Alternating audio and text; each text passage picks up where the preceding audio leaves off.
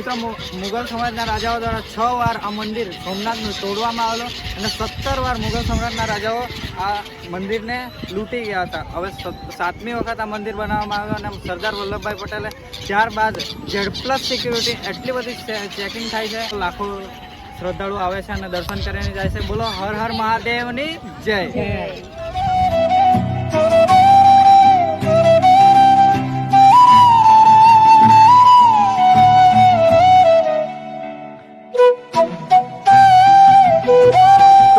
મસ્ત સોમનાથ મહાદેવજીના દર્શન કરીને આવ્યા. બરાબર, પહેલું જ્યોતિર્લિંગ આપણું સોમનાથ, એટલે સારી રીતે દર્શન બી થયા. 2 વાર દર્શન કર્યા, આરતીમાં પણ ભાગ લીધો. હવે મંદિરની બહારથી તમને જો અમારો પોસિબલ થાય ને તો મંદિરના દર્શન તો કરાવીશ, કારણ કે હમણાં હાલમાં અમે ત્રિવેણી સંગમ પર જઈ રહ્યા છે અને ત્રિવેણી સંગમ પર 3 નદીઓનું સંગમ થાય છે, હિરણ, કપિલા અને સરસ્વતી.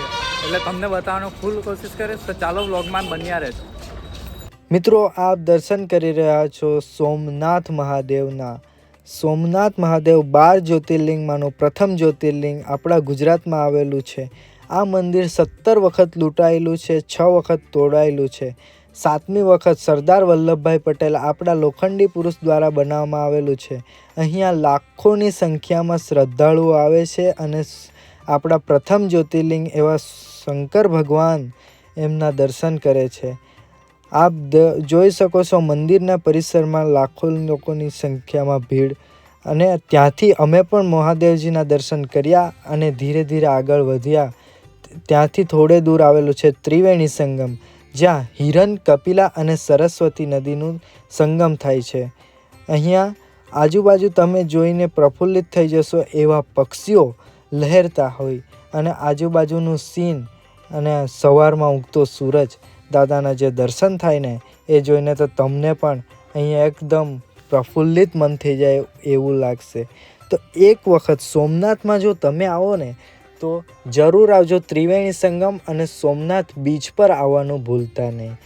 હવે બતાવીએ તમને બીચ પ્લસ સોમનાથ. આવી ગયા છે ત્રિવેણી સંગમ પર. ચારો તરફ એકદમ પક્ષીઓ ઉડી રહ્યા છે, એકદમ અદ્ભુત નજારો જોવા મળી રહ્યો છે. હવે અહીંયા તમને બતાવી દઈએ, એક સાઈડથી હિરણ નદી આવે છે, એક સાઈડથી કપિલા નદી આવે છે. હવે વચ્ચે મિલન થાય છે અને નીચેથી એમ કહેવામાં આવે છે કે સરસ્વતી નદીનું આમ અનોખું એમ નીચેથી જાય છે. એટલે ત્રિવેણી સંગમ 3 નદીઓનું મિલન થાય છે. એટલે અહીંયા પિંડદાન ને એવી પણ જે દરેક વિધિ હોય એ પણ અહીંયા કરી લેવામાં આવે છે. અહીંયા પવિત્ર થવા માટે ભક્તો આવે છે. એટલે જોઈ શકો છો તમે અમારા ગ્રુપ મેમ્બર.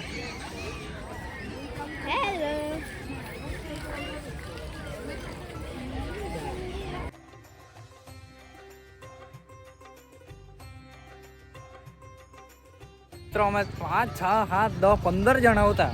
હવે રહી ગયેલા છે 5 થી 6 જણા. એટલે ગ્રુપમાં ફરવા કરતાં બધા એમ ને એમ કાને કાં ખોવાઈ જાય. એટલે હવે ધીરે ધીરે બધાને શોધવામાં ટાઈમ નીકળી જાય. એટલે અમે એમ વિચાર્યું કે જેને જેટલું ફરવું હોય ને એ ફરી શકે. એટલે આપણે પહેલે તમને સમુદ્ર દર્શન તરફ લઈ જઈ રહ્યા છે. જોતા રહેજો બ્લોગને, એકદમ અમેઝિંગ વ્યૂ છે. તો હવે મારું ફેસ પાછળ સુરજ દાદા છે એટલે ખબર નહીં કાળો આવતો હોય કે કંઈ નહીં, થોડું એડજસ્ટમેન્ટ કરી.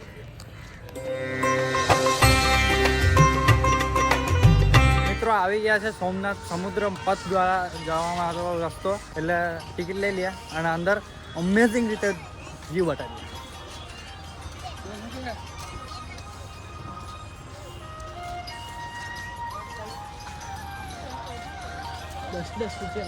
Ocean view. મિત્રો સમુદ્ર દર્શન કરવા માટે પર પર્સન 5 રૂપિયા ફીસ લેવામાં આવે છે. ટિકિટ પણ અમે કાઢી લીધી છે, એટલે આગળ જોતા રહીએ. ચાલો, ટિકિટ નીકળી આવેલી છે. બધા ફૂલ મોજ કરવાના છે. આવેલા તો 15 જણા અમારી ટીમમાં હતા, પણ બધા છૂટા પડી ગયા. હવે એવું રાખેલું છે કે જેને જેટલું ફરવું હોય ને એ ફરી લે, બાકી કંઈ નહીં. ચાલો, બાકી અમે તો તમને ફરવા માટે ફૂલ બતાવવાના છે, એટલે જોતા રહેજો.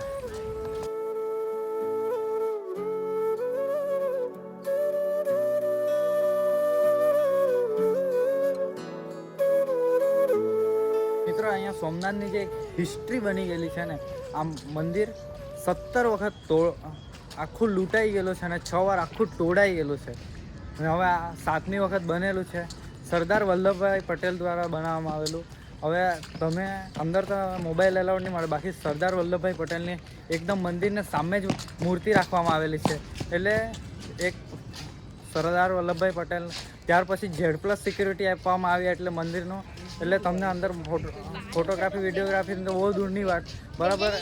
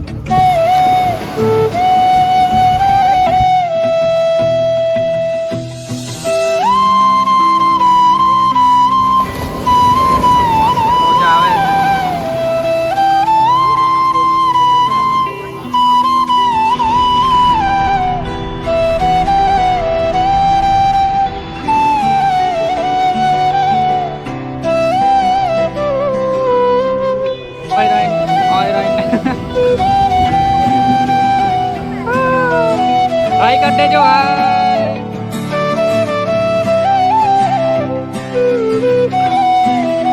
ચાલો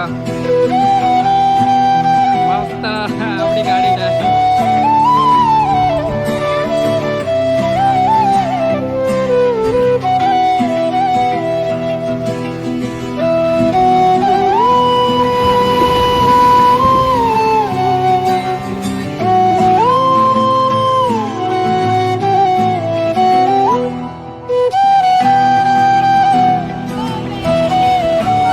बैठ जा यार, तो बहुत घबरा यार.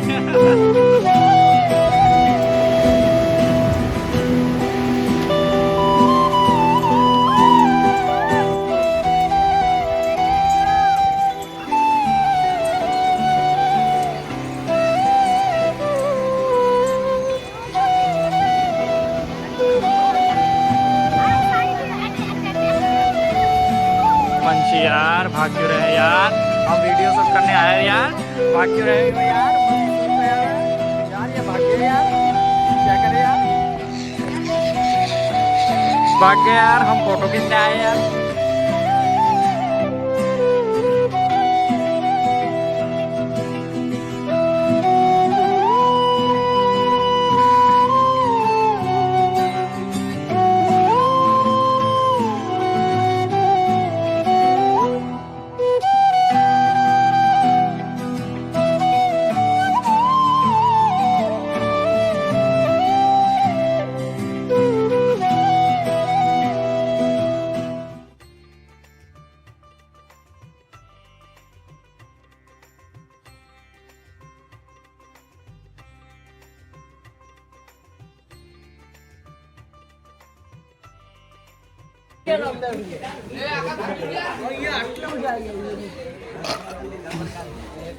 મસ્ત બીચ પર પણ ફર્યા બધું. હવે મંદિરના મેરાના દ્રશ્યો તો અમે લીધેલા જ ને, સવારથી મોબાઈલ બસમાં હતા એટલે હમણાં દર્શન કરાવીએ તમને. ચાલો.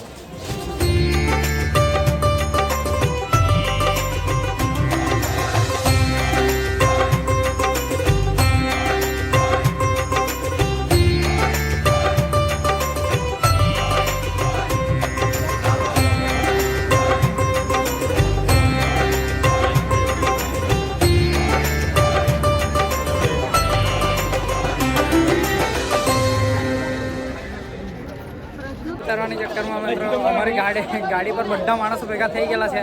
હવે અમે જ પાછળ રહી ગયેલા છે. હવે ગાડી પર જલ્દી જવામાં ફોન આવવાનું ચાલુ થઈ ગયેલા છે એટલે હવે વધારે તો ટાઈમ અહીંયા નહીં નીકળ્યા અને ભાલકાથી જ જવાના છે, એટલે બ્લોગમાં કન્ટિન્યુ રહેજો, બરાબર.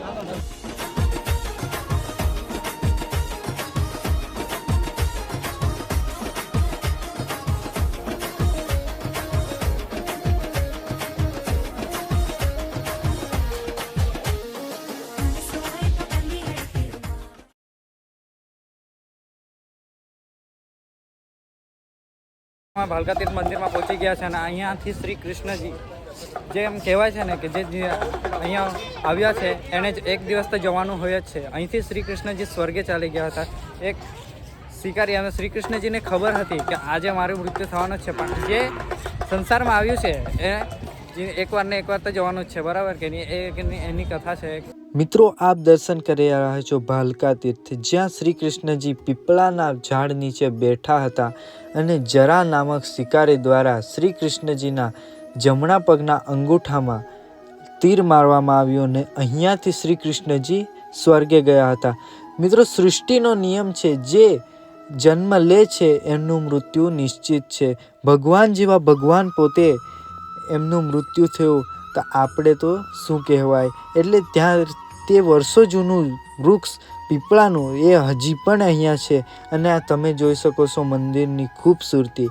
આજુબાજુનો એરિયો એકદમ શાંત છે. લાખો શ્રદ્ધાળુઓ મંદિરના દર્શન લે છે.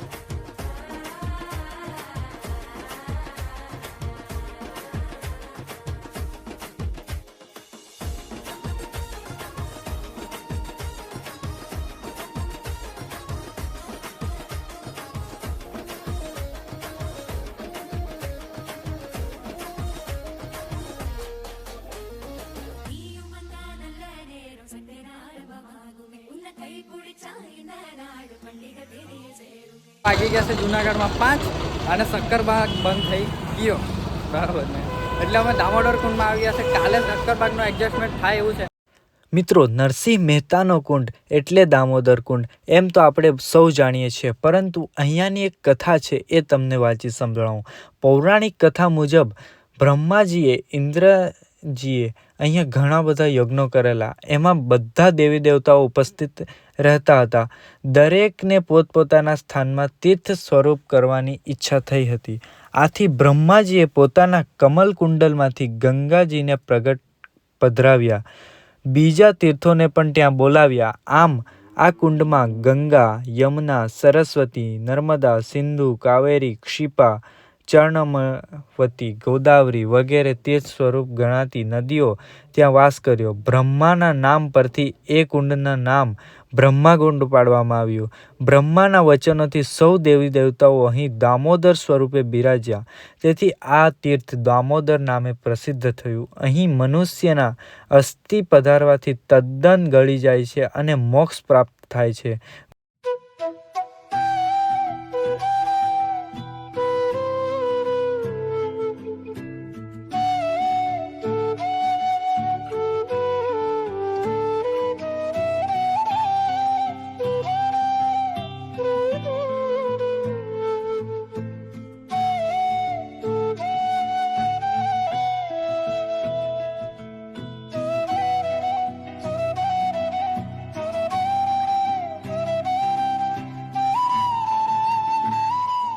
મિત્રો, 31st નાઇટમાં ગિરનારમાં રોકાયા હતા. કોળી સમાજ ભવનમાં રોકાયા અને ત્યારબાદ 12 જૂન 31st નાઇટ ઉજવવામાં આવી રહી છે.